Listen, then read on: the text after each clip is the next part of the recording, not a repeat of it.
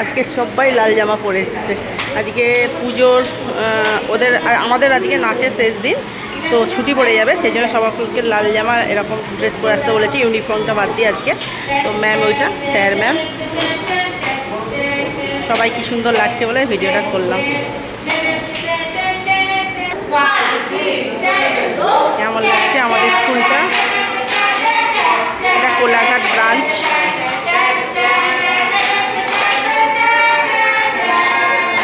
ম্যামের নাম এই সুকন্যা ম্যাম আর আকাশ স্যার।